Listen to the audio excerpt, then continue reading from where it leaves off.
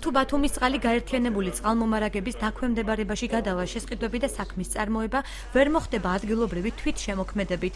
ასე აფასებს საქართველოს რეგიონული განვითარებისა და ინფრასტრუქტურის მინისტრის პირველი მოადგილე თენგიზ შერეგელაშვილი ბათუმის წყლის ცენტრალიზების საკითხს და ამბობს, რომ პროცესი მიზნად არა თვითმმართველობის უფლებების შეზღუდვას, არამედ აჭარაში დონორი ორგანიზაციების მოზიდვასა და სხვადასხვა პროექტების განხორციელებას ისახავს. შერეგელაშვილი ბათუმის საკრებულოსა და არასამთავრობო სექტორის პოზიციას არ იზიარებს და ამბობს, რომ წყლის სისტემების ცენტრალიზება მომსახურების ხარისხს არ გააუარესებს. შეგახსენებთ, რომ დემოკრატიის ინსტიტუტის მიერ 6 რეგიონში წარმოებულმა კვლევამ აჩვენა, რომ აბონენტები გაერთიანებული წყალმომარაგების მომსახურებით უკმაყოფილოები არიან. თუ პასუხისმგებელი დონორ ორგანიზაციებთან იქნება გაერთიანებული წყალმომარაგების კომპანია, მაგალითად შესყიდვები უნდა განხორციელდეს იმ სტანდარტებით, რაც არის იმ წესებით, რაც არის მაგალითად აზიის განვითარების ბანკის.